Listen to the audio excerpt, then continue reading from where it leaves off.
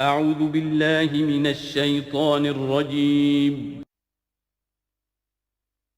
بسم الله الرحمن الرحيم.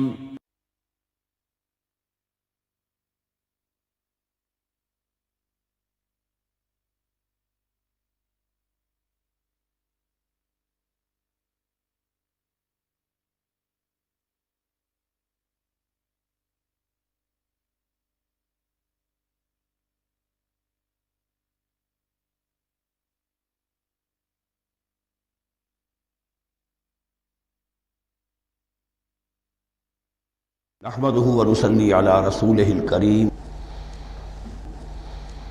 اما بعد فاعوذ بالله من الشيطان الرجيم بسم الله الرحمن الرحيم سيقول السفهاء من الناس ما ولاهم عن قبلتهم التي كانوا عليها قل لله المشرق والمغرب يهدي من يشاء الى صراط مستقيم صدق الله العظيم۔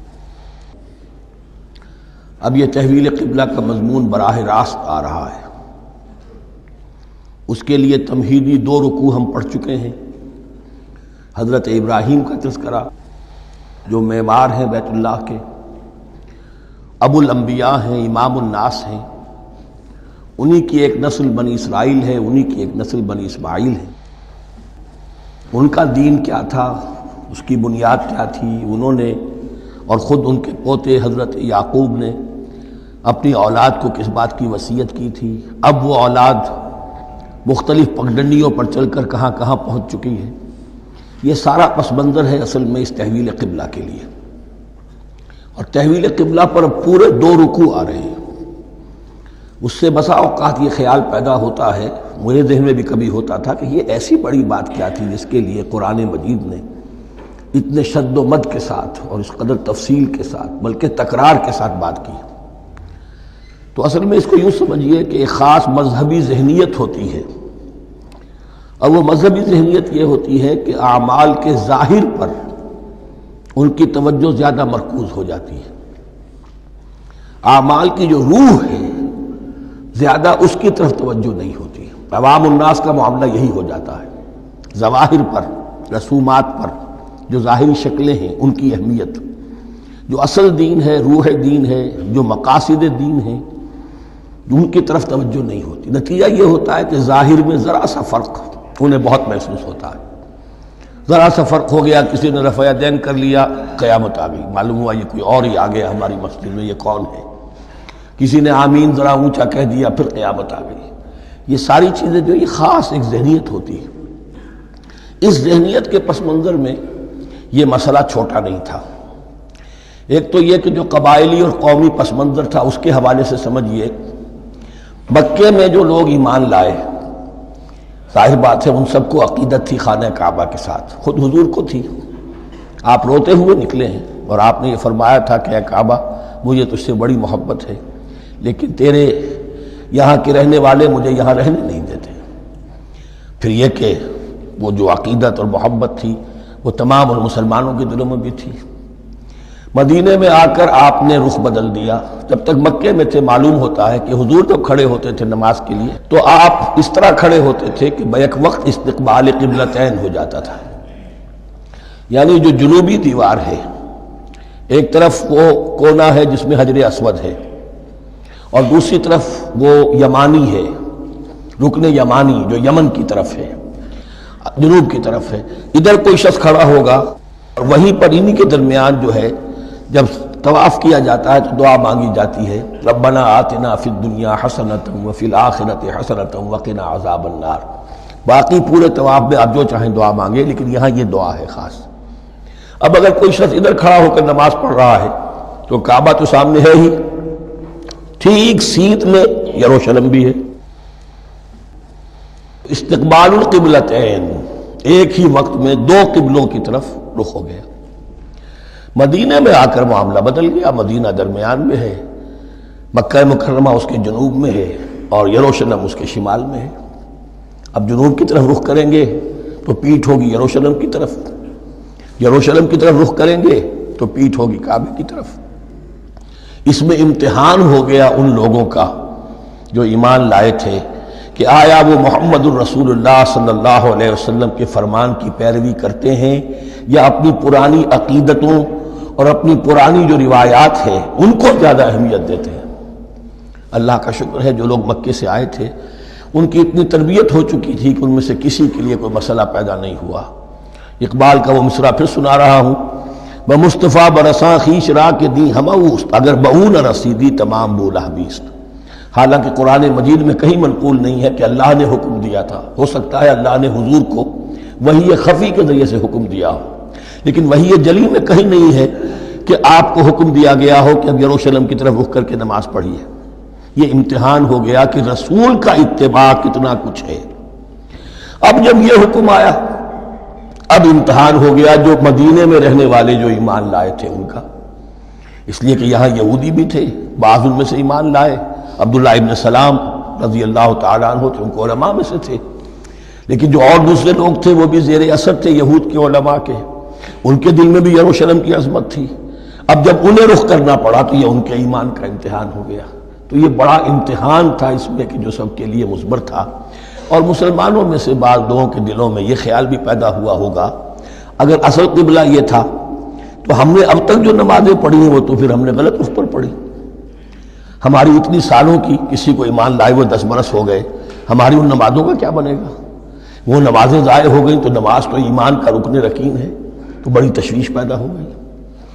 اس کے ساتھ ہی ایک مسئلہ یہ پیدا ہوا سیاسی اعتبار سے کہ یہود اب تک تو یہ سمجھ رہے تھے کہ حضور نے اور مسلمانوں نے ہمارا قبلہ اختیار کر لیا ہے، تو گویا کہ ہمارے کیمپ فالوورز ہیں، ہمارا تو انہوں نے اتباع کیا ہے، لہذا ہمیں کوئی خاص اندیشہ نہیں ان کی طرف سے۔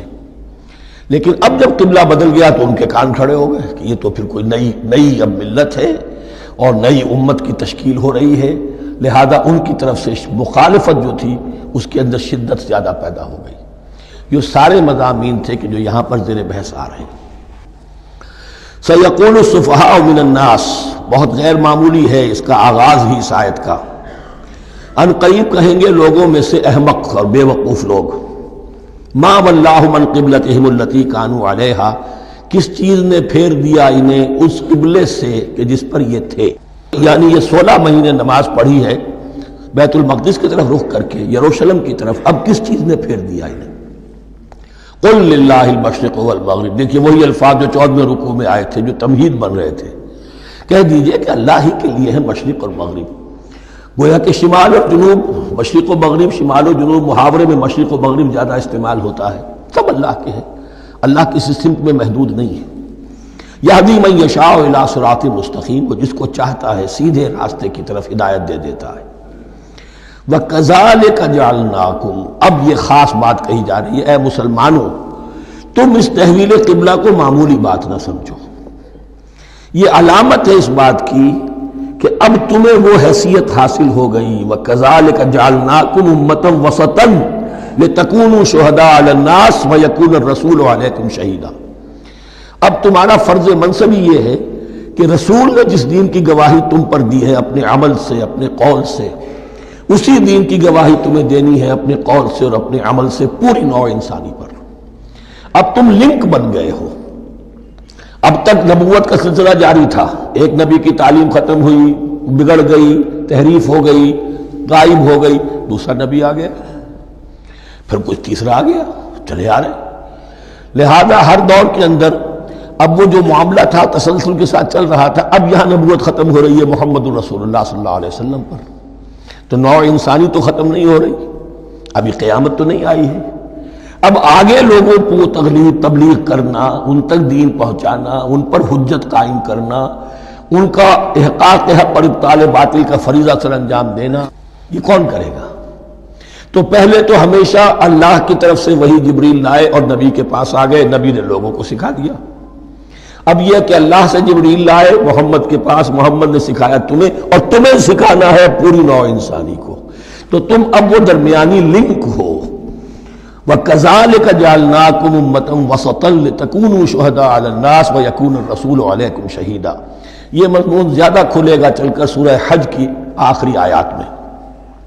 اسی طرح سے مراد یہ کہ تحویل قبلہ ایک مظہر ہے اس کا اس سے اب تم اپنی ذمہ داریوں کا اندازہ کرو، صرف خوشیاں نہ مناؤ، جشن نہ مناؤ، بلکہ یہ کہ یہ ایک بہت بڑی ذمہ داری کا بوجھ ہے جو تم پر آ گیا۔ کبھی ہم نے اپنے بندے محمد کے کاندھوں پر جب یہ بوجھ رکھا تھا تو ان سے بھی کہا تھا صلی اللہ علیہ وسلم انا سنلقی علیک قولا ثقیلا، اے نبی ہم آپ پر ایک بھاری بات ڈالنے والے ہیں۔ وہی بھاری بات بہت بڑے پیمانے پر اب تمہارے کندھوں پر آ گئی ہے۔ وَكَذَلِكَ جَعَلْنَاكُمْ أُمَّةً وَسَطًا لِتَكُونُوا شُهَدَاءَ عَلَى النَّاسِ وَيَكُونَ الرَّسُولُ عَلَيْكُمْ شَهِيدًا وَمَا جَعَلْنَا الْقِبْلَةَ الَّتِي كُنْتَ عَلَيْهَا، اور ہم نے نہیں قرار دیا تھا اس قبلے کو جس پر کہ اے نبی آپ پہلے تھے۔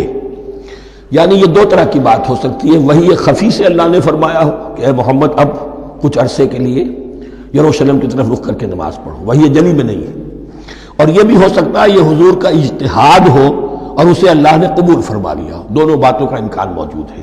حضور کے اجتہاد پر اگر اللہ کی طرف سے نفی نہ آئے تو وہ گویا اللہ کی طرف سے۔ وَمَا جَعَلْنَا الْقِبْلَةَ الَّتِي كُنْتَ عَلَيْهَا إِلَّا لِنَعْلَمَ مَن يَتَّبِعُ الرَّسُولَ وَمِمَّن يَنقَلِبُ عَلَىٰ عَقِبَيْهِ، اور نہیں ٹھہرایا تھا ہم نے اس قبلے کو جس پر کہ آپ رہے ہیں مگر یہ جاننے کے لیے کہ کون ہے، یہ ظاہر کرنے کے لیے کہ کون ہے کہ جو اتباع کرتے ہیں رسول کا صلی اللہ علیہ وسلم، اور وہ کون ہے کہ جو اپنی ایڑیوں کے بل لوٹ جاتے ہیں۔ یعنی مدینے میں آ کر اگر کوئی مکے کا مسلمان کہتا صاحب یہ قبلہ مجھے قبول نہیں ہے، وہ واپس ہو جاتا، ایسا ہوا نہیں۔ اور اب جب مکے کی طرف رخ ہو گیا ہے تو کوئی انصار میں سے، کوئی مدینے میں جو ایمان لائے ان میں سے کسی نے کہا کہ ٹھیک ہے جی ہمارا قبلہ وہ تھا، اب آپ نے اپنا قبلہ بدل دیا، آپ کا راستہ اور ہمارا راستہ اور، نہیں، وہ تمام کے تمام مسلمان ان آزمائشوں میں کامیاب ہوئے۔ وَإِن كَانَتْ لَكَبِيرَةً إِلَّا عَلَى الَّذِينَ هَدَى اللَّهُ، اور واقعہ یہ ہے یقیناً یہ بہت بڑی بات تھی، اس طرح قبلے کے اندر تبدیلی قبول کر لینا آسان بات نہیں ہوتی، بڑا حساس مسئلہ ہوتا ہے، مگر ان کے لیے کہ جن کو اللہ نے ہدایت دی۔ وَمَا كَانَ اللَّهُ لِيُضِيعَ إِيمَانَكُمْ، اور اللہ ہرگز تمہارے ایمان کو ضائع کرنے والا نہیں ہے۔ ایمان سے یہاں مراد نماز جو ہے الصلاۃ عماد الدین، وہ جو تشویش ہو گئی تھی کہ ہماری ان نمازوں کا کیا بنے گا جو ہم نے 16 مہینے پڑھی ہیں بیت المقدس کی طرف رخ کر کے۔ وَمَا كَانَ اللَّهُ لِيُضِيعَ إِيمَانَكُمْ، اس وقت وہ حکم تھا رسول کا، وہ اللہ کے ہاں مقبول ہے، اس وقت یہ حکم ہے جو تمہیں رسول کی معرفت مل رہا ہے، اب تم اس کی پیروی کرو۔ ان اللہ بالناس لرؤوف الرحیم، یقیناً اللہ تعالیٰ تو انسانوں کے حق میں بہت ہی شفیق ہے اور بہت ہی رحیم ہے۔ قد نرى تقلب وجهك في السماء، معلوم ہوتا ہے خود حضور کو انتظار تھا اس فیصلے کا، اور معلوم ہوتا ہے کہ آپ پر بھی شاخ گزر رہا تھا یہ وقفہ کہ جس میں نماز پڑھتے ہوئے پیٹھ ہو رہی تھی بیت اللہ کی طرف، تو آپ بار بار آپ کی نگاہیں آسمان کی طرف اٹھتی تھی کہ کب وحی آئے، کب جبرائیل حکم لے کر آئیں۔ قد نرى تقلب وجهك في السماء، اے نبی ہم نے آپ کے چہرے کا بار بار آسمان کی طرف اٹھنا دیکھ لیا ہے۔ فَلَنُوَلِّيَنَّكَ قِبْلَةً تَرْضَاهَا، اس آیت میں بڑی شفقت، بڑی محبت، بڑی عنایت ہے محمد الرسول اللہ صلی اللہ علیہ وسلم کے لیے اللہ کی طرف سے۔ تو ہم بدلے دیتے ہیں، پھیرے دیتے ہیں قبلہ جو آپ کو پسند ہے۔ ظاہر بات ہے کہ حضور کو جو محبت تھی اور جو بھی آپ کو ایک رشتہ قلبی تھا بیت اللہ کے ساتھ، فَلَنُوَلِّيَنَّكَ قِبْلَةً تَرْضَاهَا، ہم بدلے دیتے ہیں، بدل دیں گے قبلہ اسی طرف جو آپ کو پسند ہے۔ فَوَلِّ وَجْهَكَ شَطْرَ الْمَسْجِدِ الْحَرَامِ، تو بس اب پھیر دیجئے اپنے رخ کو مسجد حرام کے رخ پر۔ وَحَيْثُ مَا كُنْتُمْ، اور مسلمانوں جہاں کہیں بھی تم ہو، مدینے میں ہو یا کہیں اور ہو، مغرب میں ہو، شمال میں ہو، جنوب میں ہو، کہیں ہو، فَوَلُّوا وُجُوهَكُمْ شَطْرَهُ، تو اپنا چہرہ نماز میں اسی کے رخ پر پھیرو۔ وَإِنَّ الَّذِينَ أُوتُوا الْكِتَابَ لَيَعْلَمُونَ أَنَّهُ الْحَقُّ مِنْ رَبِّهِمْ، اور جن لوگوں کو کتاب دی گئی تھی وہ جانتے ہیں کہ یہ حق ہے ان کے پروردگار کی طرف سے۔ تورات میں بھی یہ مذکور تھا کہ اصل قبلہ ابراہیمی وہی تھا، اس لیے کہ یروشلم تو تعمیر کیا ہے حضرت ابراہیم سے کوئی 1000 سال کے بعد حضرت سلیمان نے۔ یہ جو بھی ہیکل سلیمانی ہے کم سے کم 1000 برس کا فصل ہے حضرت ابراہیم میں حضرت سلیمان میں۔ تو حضرت ابراہیم کا قبلہ کون سا تھا؟ تو وہ بھی مولانا امین احسن اصلاحی صاحب نے اردو میں ترجمہ کیا ہے مولانا حمید الدین فراہی کی کتاب کا، اور وہ بہت اہم ہے اس موضوع کو سمجھنے کے لیے۔ بہت سے مسلمان مفسرین نے بھی اس میں ٹھوکر کھائی ہے۔ ان الذین اوتوا الکتاب لیعلمون انہ الحق من ربہم وما اللہ بغافل عما یعملون، اور اللہ غافل نہیں ہے اس سے کہ جو وہ کر رہے ہیں۔ وَلَئِنْ أَتَيْتَ الَّذِينَ أُوتُوا الْكِتَابَ بِكُلِّ آیَةٍ مَا تَبِعُوا قِبْلَتَكَ، اے نبی آپ ان اہل کتاب کو اگر تمام دلائل بھی دے دیں گے، تمام نشانیاں بھی دکھا دیں گے، تب بھی یہ آپ کے قبلے کی پیروی نہیں کریں گے۔ وَمَا أَنْتَ بِتَابِعٍ قِبْلَتَهُمْ، اور نہ ہی اب آپ پیروی کرنے والے ہیں ان کے قبلے کی۔ یہ تو لکم دینکم ولی دین والا معاملہ ہو گیا۔ وَمَا بَعْضُهُمْ بِتَابِعٍ قِبْلَةَ بَعْضٍ، حد یہ ہے کہ یہ خود جو ہے آپس میں ایک دوسرے کے قبلے کی پیروی نہیں کرتے۔ یعنی نصارہ اور یہود اگرچہ یروشلم سب کا قبلہ ہے، لیکن عین یروشلم میں جا کر جو یہودی ہیں وہ مغربی گوشے کو اختیار کرتے تھے، مغرب کی طرف رخ کرتے تھے ہیکل سلیمانی میں، اور جو نصارہ ہے وہ مشرق کی طرف، اس لیے کہ حضرت مریم سلام علیہا نے جو اعتکاف کیا تھا مکاناً شرقیہ، وہ جو مکان تھا ان کا جہاں اعتکاف تھا، جہاں فرشتہ ان کے پاس آیا ہے، وہ ہیکل کے کسی شرقی گوشے میں تھا، تو انہوں نے عیسائیوں نے اسی کو اپنا شرقی گوشے کو قبلہ بنا لیا۔ وَلَئِنِ اتَّبَعْتَ أَهْوَاءَهُمْ، اور اے نبی اگر بالفرض آپ نے ان کی خواہشات کی پیروی کی، مِن بَعْدِ مَا جَاءَكَ مِنَ الْعِلْمِ، اس کے بعد کہ آپ کے پاس العلم صحیح علم آ چکا ہے، إِنَّكَ إِذًا لَّمِنَ الظَّالِمِينَ، تو آپ بھی پھر ظلم کرنے والوں میں سے ہو جائیں گے، معاذ اللہ۔ الذین آتیناہم الکتاب یعرفونہ کما یعرفون ابناءہم، جن لوگوں کو ہم نے کتاب دی، یعنی تورات اور انجیل کے جو صحیح ماننے والے ہیں، یہ نکتہ یہاں نوٹ کر لیجئے، تورات اور انجیل کے ماننے والوں میں سے غلط کاروں کے لیے مجہول کا صیغہ آتا ہے، اوتوا الکتابہ، جنہیں کتاب دی گئی تھی، اور جو ان میں سے ٹھیک تھے، صحیح رخ پر تھے، ان کے لیے معروف کا صیغہ ہوتا ہے جنہیں کتاب ہم نے دی تھی۔ یہ انداز جو ہے معروف اور مجہول کا، یہ آپ دیکھیں گے کہ فرق ہوگا، جہاں ان کی کسی غلط بات کا تذکرہ ہوگا الذین اوتوا الکتاب، اور جہاں اچھی بات کا تو وہاں یہ کہ جو آتیناہم الکتاب، الذین آتیناہم الکتاب یعرفونہ کما یعرفون ابناءہم، وہ ایسے ہی پہچانتے ہیں اس کو۔ ہو کی ضمیر قبلے کی طرف بھی ہے، اور ہو کی ضمیر محمد الرسول اللہ کی طرف بھی ہے، ہو کی ضمیر قرآن کی طرف بھی ہے، ایسے پہچانتے ہیں جیسے اپنے بیٹوں کو۔ وَإِنَّ فَرِيقًا مِّنْهُمْ، اور یقیناً ان میں سے ایک گروہ وہ ہے لَيَكْتُمُونَ الْحَقَّ وَهُمْ يَعْلَمُونَ، جو جانتے بوجھتے حق کو چھپاتے ہیں۔ الحق من ربک، یہ حق ہے آپ کے رب کی طرف سے، فَلَا تَكُونَنَّ مِنَ الْمُمْتَرِينَ، تو آپ ہرگز نہ بنے شک کرنے والوں میں۔ یہ حضور سے خطاب ہو رہا ہے، اور حضور کی وساطت سے اصل میں ہر مسلمان سے خطاب ہو رہا ہے، یہ بات ان سے کہی جا رہی ہے کہ اس میں کوئی شک اپنے پاس بتانے دو، یہ تو حق ہے تمہارے پروردگار کی طرف سے۔ وَلِكُلٍّ وِجْهَةٌ هُوَ مُوَلِّيهَا، ہر ایک کے لیے ہم نے ایک رخ معین کر دیا جس کی طرف کہ وہ رخ کرتا ہے۔ فَاسْتَبِقُوا الْخَيْرَاتِ، تو مسلمانوں تمہارے لیے ایک رخ تو ہم نے معین کر دیا بیت اللہ کا، ایک باطنی رخ کیا ہے؟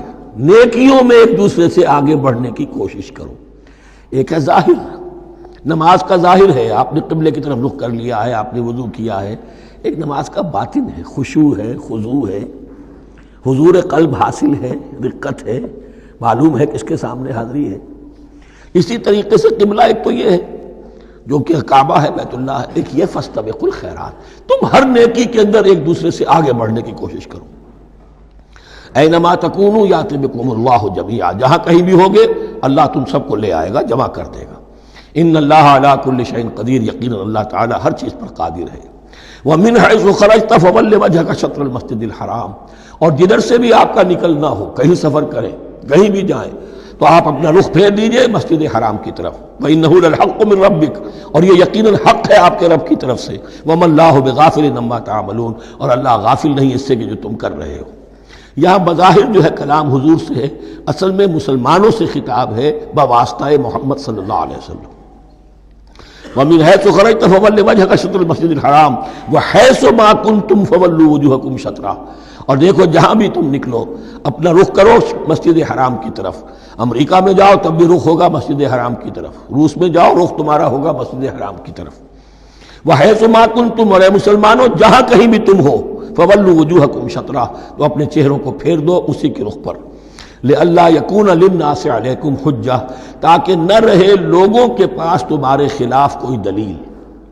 اب اس بات کو سمجھ لیجئے کہ چونکہ تورات میں لکھا ہوا تھا کہ نبی آخر الزمان کا قبلہ کعبہ ہوگا، اگر حضور یہ قبلہ اختیار نہ کرتے تو علماء یہود حجت قائم کرتے مسلمانوں پر کہ دیکھو تورات میں تو یہ لکھا ہے اور انہوں نے وہ اختیار نہیں کیا.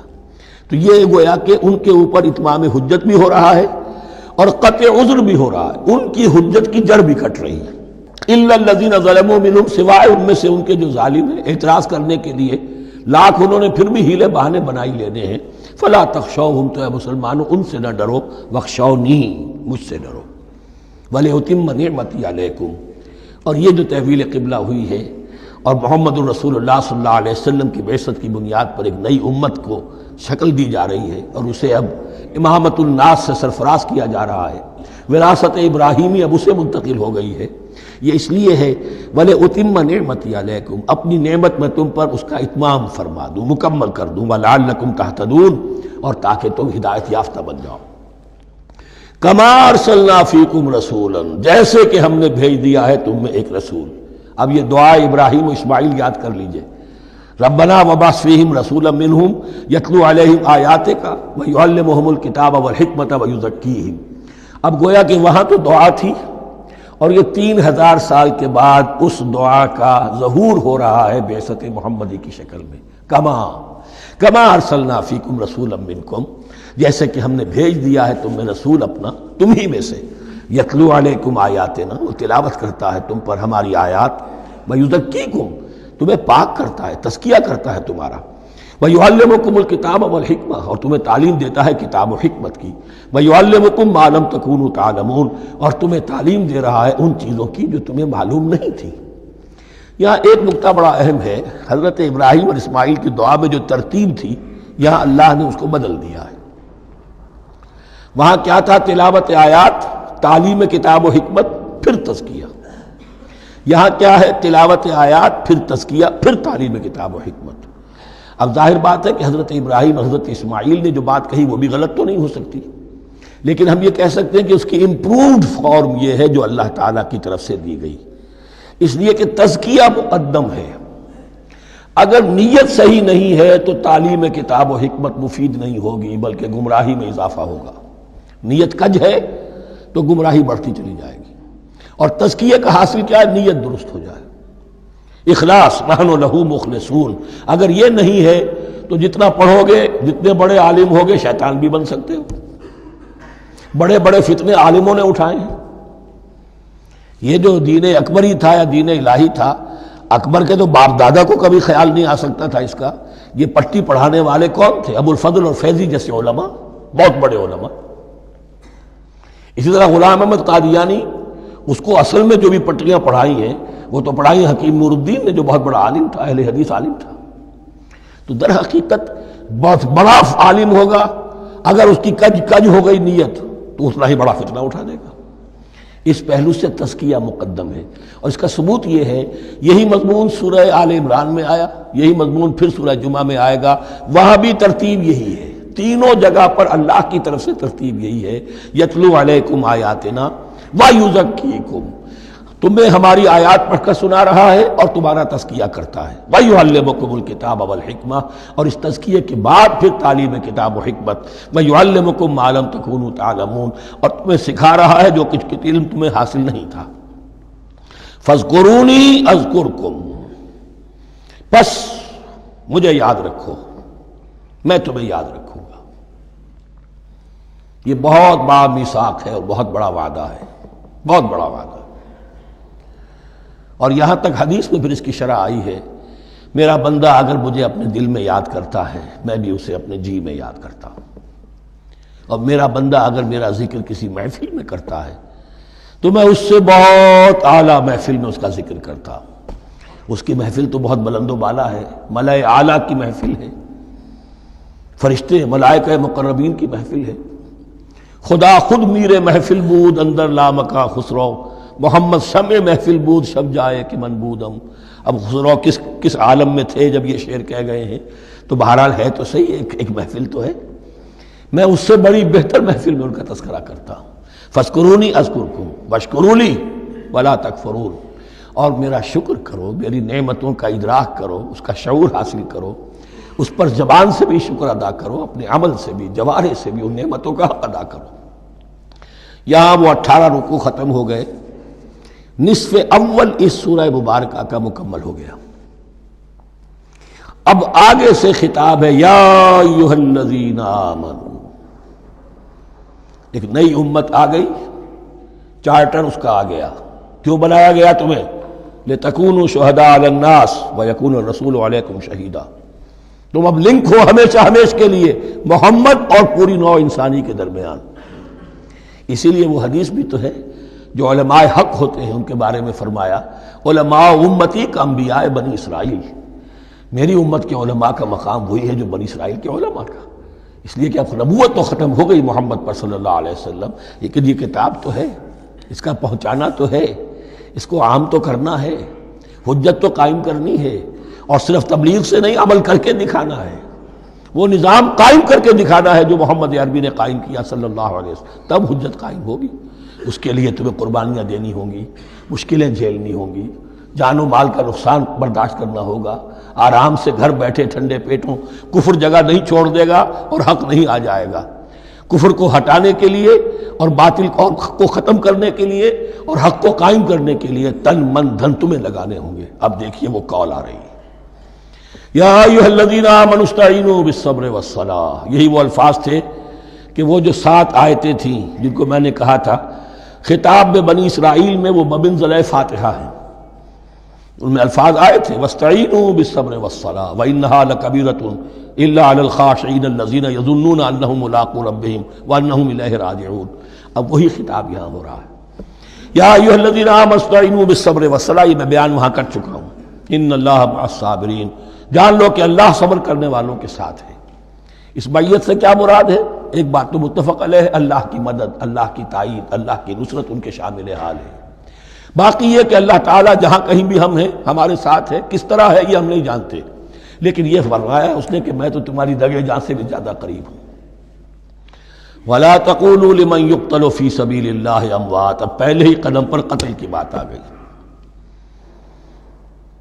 شرط اول قدم این است کہ مجنون باشی، پہلا قدم یہ ہے جانے دینے کے لیے تیار ہو جاؤ۔ وَلَا تَقُولُوا لِمَنْ يُقْتَلُ فِي سَبِيلِ اللَّهِ أَمْوَاتٌ، مت کہو ان کو کہ جو اللہ کی راہ میں قتل ہو جائیں مردہ، وہ مردہ نہیں ہے، بل احیاء، وہ زندہ ہے، وَلَٰكِن لَا تَشْعُرُونَ، لیکن تمہیں اس کا شعور نہیں ہے۔ شہداء جو اللہ کی راہ میں قتل ہو جائیں ان کے لیے یوم آخر تک کا انتظار نہیں ہے، ان کو براہ راست جنت میں داخلہ ملتا ہے۔ قیل ادخل الجنہ قال یا لیت قومی یعلمون بما غفر لی ربی وجعلنی من المکرمین، وہاں تاخیر نہیں ہے، لہذا وہ تو زندہ ہیں۔ یہی مضمون پھر آئے گا سورہ آل عمران میں اور زیادہ نکھر کر، وَلَنَبْلُوَنَّكُمْ بِشَيْءٍ مِّنَ الْخَوْفِ وَالْجُوعِ۔ اب یہ ہے کہ پہلے سے دکھا دیا، اللہ تعالیٰ دھوکہ نہیں دینا چاہتا۔ دیکھ لو جس راہ میں قدم رکھا ہے، اب آزمائشیں آئیں گی، تکلیفیں آئیں گی، رشتہ دار ناراض ہوں گے، بیوی شوہر سے لڑے گی، شوہر بیوی سے لڑے گا، اولاد والدین سے جدا ہوگی، یہ سب کچھ ہوگا، فساد ہوگا، فتور ہوگا، تصادم ہوگا، جان و مال کا نقصان ہوگا۔ وَلَنَبْلُوَنَّكُمْ، ہم لازماً آزمائیں گے تمہیں، بِشَيْءٍ مِّنَ الْخَوْفِ، خوف کی کیفیت سے، وَالْجُوعِ، بھوک، فاقے، کیسے کیسے فاقے آئے ہیں، کیا ہوا ہے غزوہ احزاب میں، کیا ہوا ہے جو اس سے بعد جو جیش العسرہ ہے، تبوک کی جنگ ہے، وَنَقْصٍ مِّنَ الْأَمْوَالِ وَالْأَنفُسِ وَالثَّمَرَاتِ، اور نقصانات ہوں گے مالی بھی جانی بھی، اور ثمرات۔ اب ثمرات یہاں دو معنی دے رہا ہے، چونکہ مدینے والوں کی جو تھی اصل جو ان کی معیشت تھی وہ زرعی تھی، پھل، خاص طور پر کھجور، یہ ان کی پیداوار تھی، جسے آج کل آپ کہتے ہیں کیش کراپ جو ہے ان کی، وہ یہ تھی۔ اب ایسا بھی ہوگا کہ فصل تیار کھڑی ہے، اگر اسے اتارا نہ کھجور سے تو ضائع ہو جائے گی، اور ادھر سے تبوک کا حکم آ گیا نکلو اللہ کی راہ، یہ ساری فصل ضائع ہو جائے گی۔ امتحان ہو گیا کہ نہیں؟ اور اس کے علاوہ ایک اور ہے اس کا مفہوم، انسان کچھ بہت محنت کرتا ہے، جد و جہد کرتا ہے، کیریئر بناتا ہے، اپنا ایک مقام بنا لیتا ہے اس کیریئر میں، اس پروفیشن میں، اس راستے پر آتا ہے تو کچھ اور ہی شکل اختیار کرنی پڑتی ہے۔ وہ تجارت کے زمانے میں جو محنت کی تھی، وہ کیریئر کو اب جمانے میں جو محنت کی تھی، وہ سارا کا سارا معاملہ جو ہے وہ کھو کر پھر اس وادی میں آنا پڑتا ہے۔ وَلَنَبْلُوَنَّكُمْ، یہ بھی ثمرات ہیں نا، محنت کے ثمرات۔ وَلَنَبْلُوَنَّكُمْ بِشَيْءٍ مِّنَ الْخَوْفِ وَالْجُوعِ وَنَقْصٍ مِّنَ الْأَمْوَالِ وَالْأَنفُسِ وَالثَّمَرَاتِ وَبَشِّرِ الصَّابِرِينَ، اور اے نبی بشارت دیجئے صابروں کو، صبر کرنے والوں کو۔ یہ کون ہے؟ الذین اذا اصابتہم مصیبۃ، وہ لوگ کہ جن کو جب بھی کوئی مصیبت آئے قالوا انا للہ وانا الیہ راجعون، وہ کہتے ہیں ہم اللہ ہی کے تو ہیں، اللہ ہی کی طرف ہمیں لوٹ جانا ہے، کل بھی جانا تھا آج چلے جائیں، حاضر ہیں، جتنی جلدی بلا لیں۔ نشان مرد مومن باتوں گویم جو مرگ آیا تبسم مر لبے اوست، مرد مومن کی تو نشانی یہی ہے کہ جب موت آئے تو مسرت کے ساتھ اس کے چہرے پر، اس کے ہونٹوں پر مسکراہٹ ہو۔ یہ ایمان، جو میں نے کہا تھا لٹمس ٹیسٹ یہ ہے کہ بندہ مومن اس دنیا میں زیادہ رہنے کی خواہش نہیں کر سکتا۔ لائف از اے لائبلٹی، جو لمحہ آ رہا ہے اس کا حساب دینا ہوگا، تو جتنی عمر بڑھ رہی ہے حساب بڑھ رہا ہے۔ It's not an asset, it's a liability. اور الدنیا سجن المومن و جنت الکافر، یہ تو مومن کے لیے ایک قید خانہ ہے، ہاں کافروں کی جنت۔ وَبَشِّرِ الصَّابِرِينَ الَّذِينَ إِذَا أَصَابَتْهُمْ مُصِيبَةٌ قَالُوا إِنَّا لِلَّهِ وَإِنَّا إِلَيْهِ رَاجِعُونَ أُولَٰئِكَ عَلَيْهِمْ صَلَوَاتٌ مِّن رَّبِّهِمْ وَرَحْمَةٌ، یہ ہیں وہ لوگ کہ جن پر ہر وقت اللہ کی عنایتوں کا نزول ہوتا رہتا ہے اور رحمت کی بارش ہوتی رہتی ہے۔ وَأُولَٰئِكَ هُمُ الْمُهْتَدُونَ، اور یہی لوگ ہیں ہدایت یافتہ جنہوں نے واقعتاً ہدایت کو اختیار کیا ہے۔ اور جو ایسے مرحلے پر ٹھٹک کر کھڑے رہ جائیں، پیچھے رہ جائیں، پیچھے بیٹھ جائیں، پیٹھ موڑ لیں، وہ گویا کہ ختم ہوا ان کا معاملہ۔ اب چونکہ اس معاملے میں بحث ہو گئی تھی خانہ کعبہ کی بھی، پھر اسی میں مقام ابراہیم کی بات آ گئی تھی، تو کچھ ذہنوں میں سوال پیدا ہوا کہ یہ جو حج کے مناسک میں صفا اور مروہ جو ہے یہ بھی تو آخر اسی کا جو ہے، تو ان کی کیا حقیقت ہے، کوئی حقیقت ہے یا نہیں؟ فرمایا ان الصفا والمروہ من شعائر اللہ، یہ بھی اللہ کے شاعر میں سے ہے۔ شاعر کسے کہتے ہیں؟ وہ چیز جو شعور بخشے، تو وہ چیزیں کہ جن کے ساتھ اولو العزم پیغمبروں یا اولو العزم انسانوں، اولو العزم اولیاء اللہ کے کچھ حالات و واقعات کا کوئی ذہنی سلسلہ قائم ہوتا ہو، وہ گویا کہ شعور دلانے والے ہوتے ہیں، یاد دلانے والے ہوتے ہیں، اللہ تعالیٰ کی طرف ذہن کو لے جانے والے ہوتے ہیں، اس اعتبار سے شاعر۔ ان الصفا والمروہ من شعائر اللہ فمن حج البیت او اعتمر فلا جناح علیہ ان یطوف بہما، تو جو کوئی بھی ہمارے گھر کا حج کرے، بیت اللہ کا حج کرے یا عمرہ کرے، اعتمر، فلا جناح علیہ، تو کوئی حرج نہیں ہے اس پر، ان یطوف بہما، کہ ان دونوں کا بھی طواف کرے، وہ جو 7 چکر لگائے جاتے ہیں، ان الصفا والمروہ۔ ومن تطوع خیرا، جو شخص جان بوجھ کر بھلا کام کرتا ہے، فإن اللہ شاکر علیم، تو جان لو اللہ بڑا قدردان ہے۔ اب شکر انسان کرتا ہے تو اس کے معنی کیا ہوں گے؟ احسان مند ہونا۔ وہی شکر اللہ کرتا ہے شکور، اس کے کیا معنی ہوں گے؟ قدردانی، میرے بندے نے یہ کام کیا، میرے بندے نے میرے لیے یہ محنت کی، یہ قربانی دی۔ ان اللہ شاکر علیم، اور جانتا ہے، چاہے کسی اور کو پتہ نہ چلے اسے تو معلوم ہے۔ اگر تم نے اللہ کی رضا جوئی کے لیے کسی کو کوئی مالی مدد دی ہے اس حال میں کہ جو کچھ داہنے ہاتھ نے دیا ہے بائیں کو بھی خبر نہیں ہونے دی، کجا یہ کہ کسی اور انسان کے سامنے اس کا تذکرہ ہو، تو اب یہ جو ہے اللہ کے تو علم میں ہے۔ اگر تو اللہ سے اجر و ثواب چاہتے ہو تو اس کا ڈنڈورا پیٹنے کی کوئی ضرورت نہیں، اور اگر تم نے لوگوں کو دکھانے کے لیے کیا تھا تو وہ تو شرک ہو گیا، لائبلٹی ہو گئی۔ ان الذین یکتمون ما انزلنا من البینات، اب یہاں پھر کچھ آخری یوں سمجھیے کہ یہ اب جس کو کہتے ہیں موپنگ اپ آپریشن، بات مضمون تو پورا ختم ہو گیا لیکن کچھ نہیں صحیح چیزیں ابھی ہیں سابقہ امت مسلمہ کے بارے میں کہنے کی، وہ مزید ایڈ کی جا رہی ہیں۔ ان الذین یکتمون ما انزلنا من البینات والہدی من بعد ما بیناہ للناس فی الکتاب اولئک یلعنهم اللہ یلعنهم اللاعنون، یقیناً وہ لوگ جو چھپاتے ہیں اس شے کو جو ہم نے نازل کی ہے بینات میں سے اور ہدایت میں سے، اس کے بعد کہ ہم نے ان کو واضح کر دیا ہے لوگوں کے لیے کتاب میں، وہ لوگ ہیں کہ جن پر لعنت کرتا ہے اللہ، اور لعنت کرتے ہیں تمام لعنت کرنے والے۔ یعنی علم ایک بہت بڑی جو ہے امانت ہے، اس علم کا چھپانا، کتمان حق، ہم آیت پڑھ آئے ہیں وَمَنْ أَظْلَمُ مِمَّنْ يَكْتُمُ شَهَادَةً عِنْدَهُ مِنَ اللَّهِ، اگر اللہ کی طرف سے کوئی گواہی کسی کے پاس ہے اور وہ اسے چھپا لے تو اس سے بڑا ظالم کون ہوگا؟ اب انہی کی وضاحت ہو رہی ہے، کیسی کیسی کھلی شہادتیں تورات اور انجیل میں تھیں اور ان کو یہ چھپائے پھر رہے ہیں۔ ان الذين يكتمون ما انزلنا من البينات والهدى من بعد ما بيناه للناس في الكتاب اولئك يلعنهم الله ويلعنهم اللاعنون الا الذين تابوا واصلحوا وبينوا، سوائے ان کے کہ جو توبہ کریں، رجوع کریں اور اپنی اصلاح کر لیں اور اب واضح کریں وہ شے کہ جو انہوں نے چھپائی ہوئی تھی اسے ظاہر کریں۔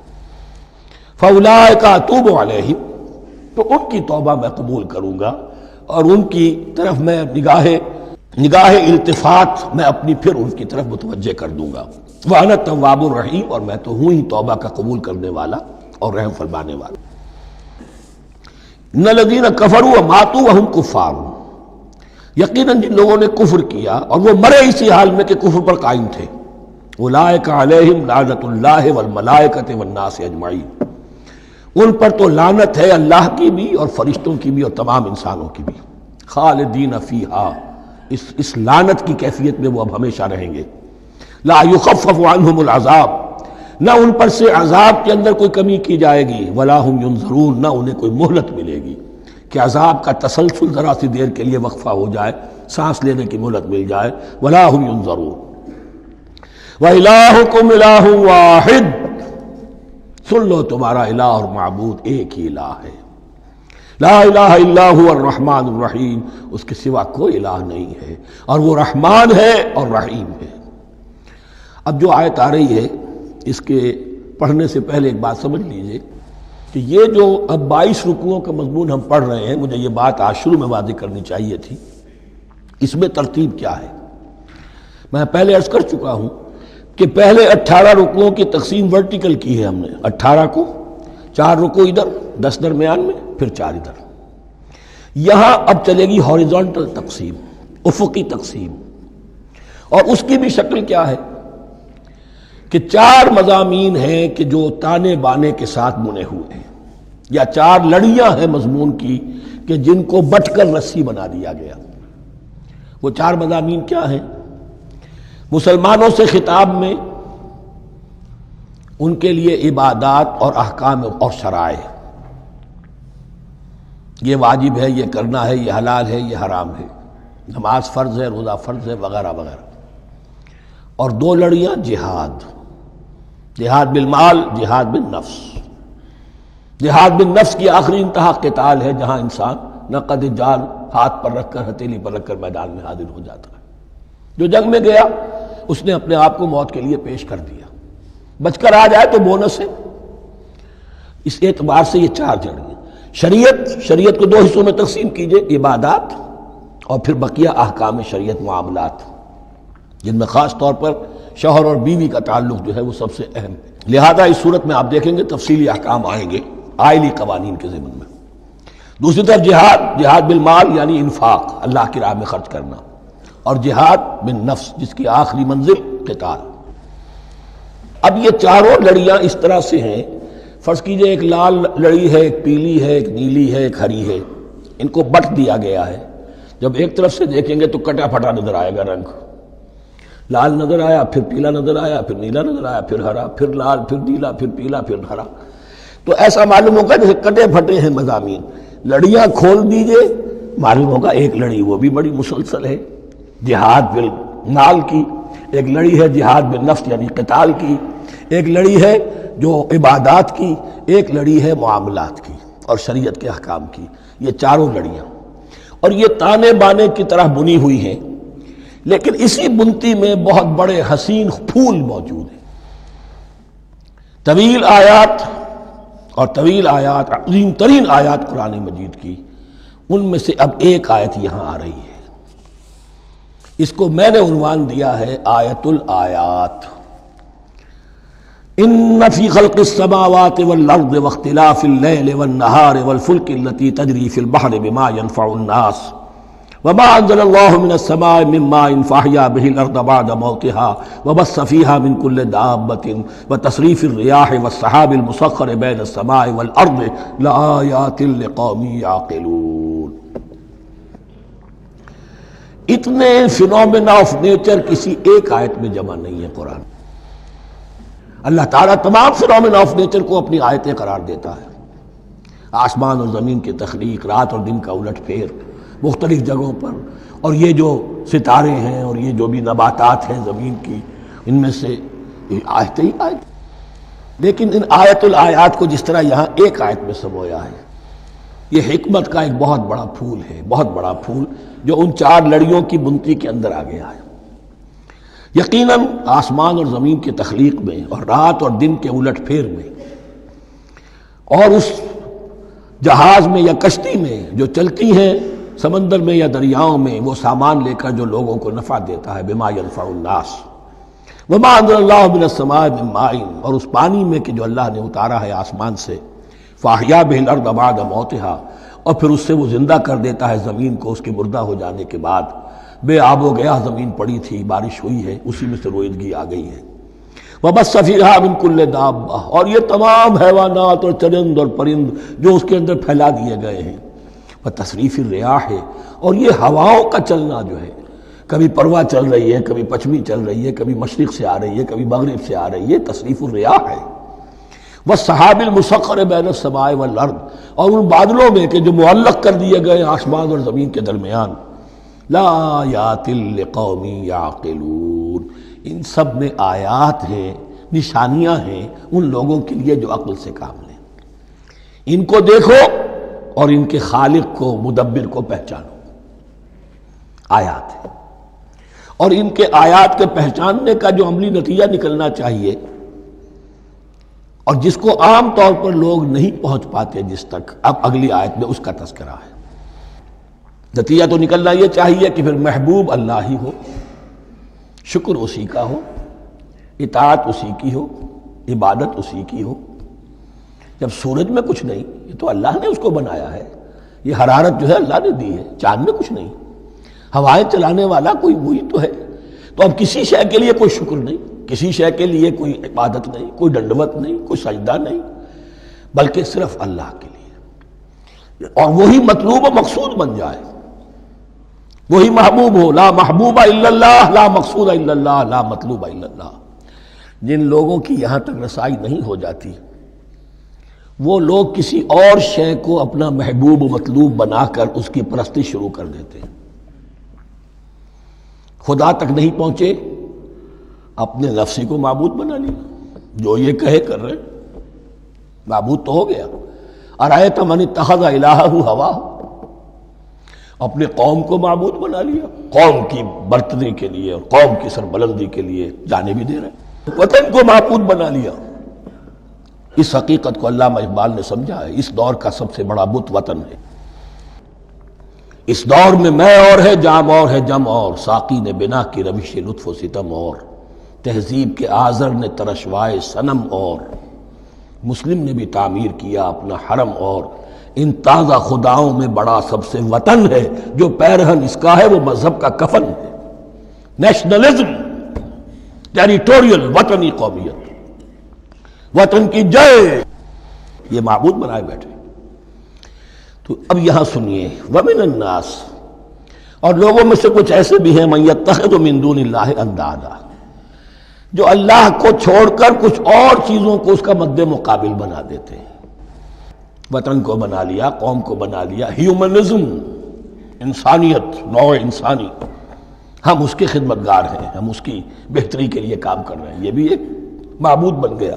اور سب سے گھٹیا انسان وہ ہے کہ اپنے ہی حسن کا دیوانہ بنا پھرتا ہوں، اپنا ہی نفس ہے، اسی کے گر چکر لگا رہا ہے، وہی حریم ہے اس کا، وہی حرم ہے اس کا، اور وہ طواف کر رہا ہے اپنے نفس کا، تو وہ بھی تو اس کا ایک معبود ہے۔ لوگوں میں سے وہ بھی ہیں کہ جو اللہ کو چھوڑ کر کسی اور چیز کو اس کا مد مقابل بنا دیتے ہیں۔ یحبونہم کحب اللہ، اور ان سے محبت کرنے لگتے ہیں جیسی کہ اللہ سے کرنی چاہیے۔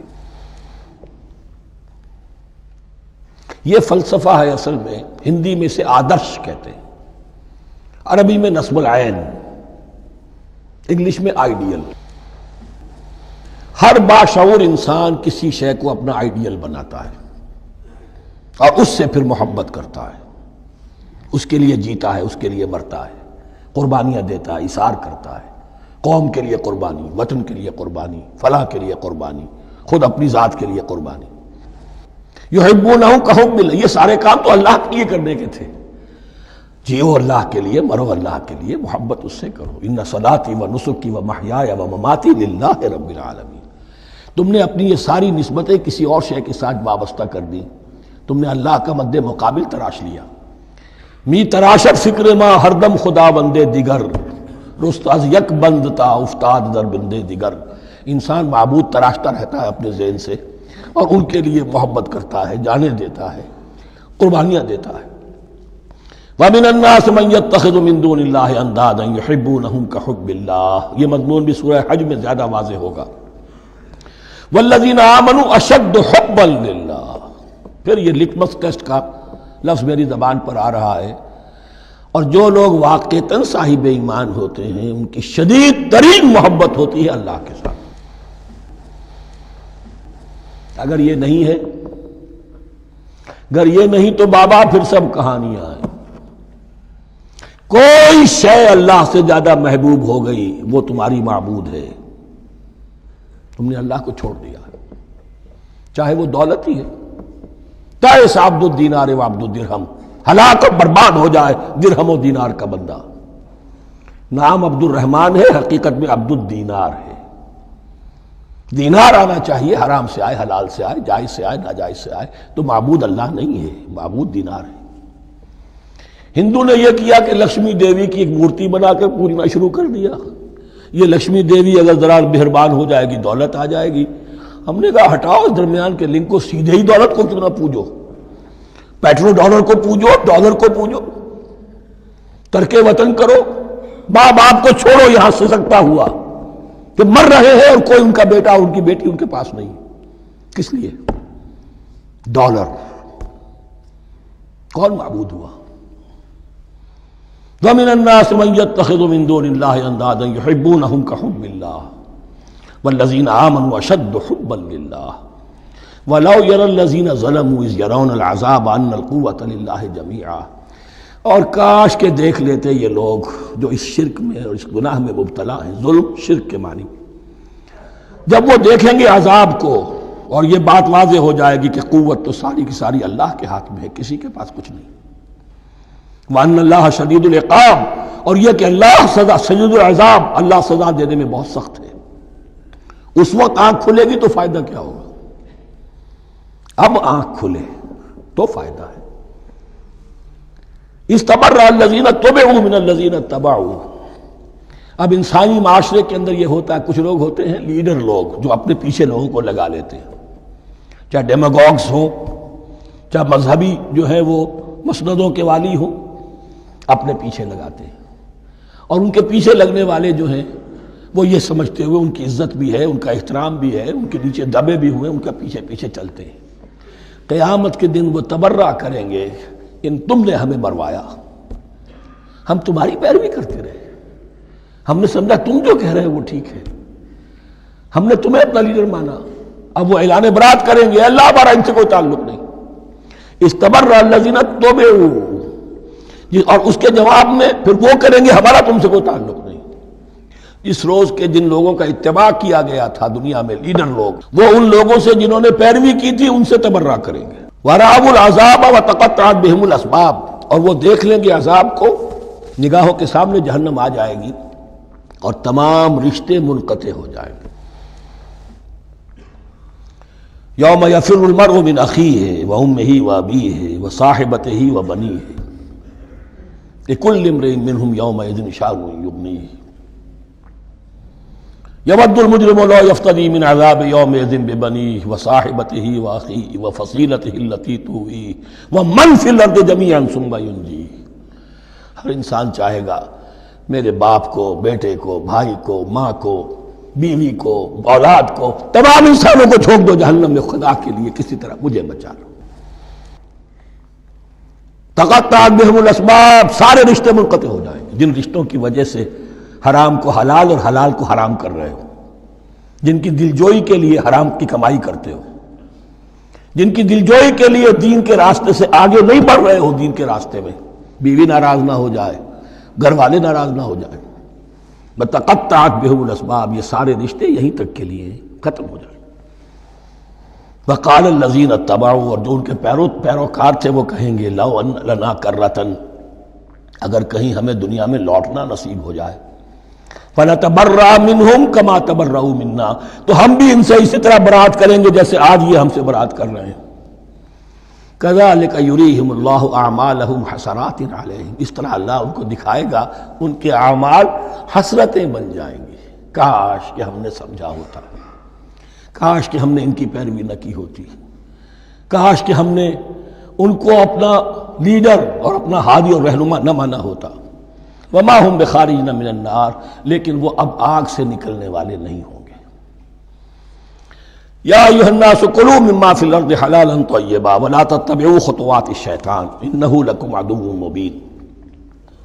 اے لوگو، زمین میں جو کچھ حلال اور طیب ہے، حلال ہے اور پاک ہے، صاف ستھری چیز اور حلال چیز، وہ کھاؤ، اور شیطان کے نقش قدم کی پیروی نہ کرو. انہ لکم عدو مبین، یقیناً وہ تمہارے لیے کھلا دشمن ہے. یہ بحث اصل میں کھلے گی سورہ انعام میں جا کر. وہاں عرب میں یہ رواج تھا، بتوں کے نام پر کوئی جانور چھوڑ دیتے تھے، جیسے ہندوؤں میں بھی تھی رواج، ہم نے تو بچپن میں دیکھا ہے. کوئی سانڈ چھوڑ دیا، کسی کے کان جو ہے وہ چیر دیے، یہ فلاں بت کے لیے ہے، فلاں دیوی کے لیے ہے. اب اسے کوئی کچھ نہیں کہہ سکتا تھا، وہ جہاں چاہیں وہ منہ ماریں جا کر ان کا، اور پھر ان کا ظاہر بات ہے ان کا گوشت کیسے کھایا جا سکتا تھا. تو عرب میں بھی یہ رواج تھے، اور ابھی تک اس کے کچھ نہ کچھ ریزیڈول ایفیکٹس تھے. آباء و اجداد کی جو رسمیں چلی آ رہی ہوں وہ آسانی سے جو ہے وہ چھوٹتی نہیں ہے، کچھ نہ کچھ اثرات رہتے ہیں، جیسے آج تک ہمارے ہاں ہندوانہ اثرات موجود ہیں. تو ایسے لوگوں سے کہا جا رہا ہے کہ یہ تمام حرمتیں جو تمہارے ان لوگوں نے مشرکین نے بنا لی تھی، یہ جانور حرام، یہ جانور حرام ہو گیا، اسے فلاں کے نام پر نامزد کیا ہے، اس اونٹ کی جو ہے اتنی اونٹنیوں کے ساتھ جفتی ہو چکی ہے، اب بس اس کو خالی کر دو، چھوڑ دو، نہ اس کے اوپر سواری کی جائے گی اور نہ اس کا گوشت کھایا جائے گا. یہ کوئی نہیں ہے. جو چیز حلال ہے اصلاً اور طیب ہے، کھاؤ. انما یامرکم بالسوء والفحشاء، یقیناً شیطان تمہیں حکم دیتا ہے بدی کا اور بے حیائی کا. وان تقولوا علی اللہ ما لا تعلمون، اور اس کا کہ تم کہو اللہ کی طرف نسبت کر کے جو تم جانتے نہیں ہو کہ اللہ نے حرام کیا. بھائی تمہیں کہاں معلوم؟ کوئی دلیل لاؤ، کسی کتاب میں دکھاؤ کہ اللہ نے یہ چیز حرام کر دی. وَإِذَا قِيلَ لَهُمُ اتَّبِعُوا مَا أَنزَلَ اللَّهُ قَالُوا بَلْ نَتَّبِعُ مَا أَلْفَيْنَا عَلَيْهِ آبَاءَنَا، اور جب ان سے کہا جاتا ہے اتباع کرو اس کی جو اللہ نے نازل کیا ہے، قالوا، وہ کہتے ہیں بل نتبع ما ألفينا عليه آباءنا، ہم تو پیروی کریں گے اس کی جس پر ہم نے پایا اپنے آباء و اجداد کو. أَوَلَوْ كَانَ آبَاؤُهُمْ لَا يَعْقِلُونَ شَيْئًا وَلَا يَهْتَدُونَ، کیا وہ اپنے آباء و اجداد ہی کی پیروی کرتے رہیں گے، خواہ ان کے آباء و اجداد نہ کسی بات کو سمجھ پائے ہوں نہ ہدایت یافتہ ہوئے. میں نے عرض کر دیا تھا کہ سورہ بقرہ میں جہاں دعوت تیسرے رکوع کی پہلی آیت شروع ہوئی، یا ایھا الناس اعبدوا ربکم الذی خلقکم والذین من قبلکم لعلکم تعقلون، وہ بھی تو مخلوق تھے جیسے تم مخلوق ہو، تم سے خطا ہو سکتی ہے، ان سے بھی ہوئی، تم غلطی کر سکتے ہو، انہوں نے بھی کی. وَمَثَلُ الَّذِينَ كَفَرُوا كَمَثَلِ الَّذِي يَنِقُ بِمَا لَا يَسْمَعُ إِلَّا دُعَاءً وَنِدَاءً.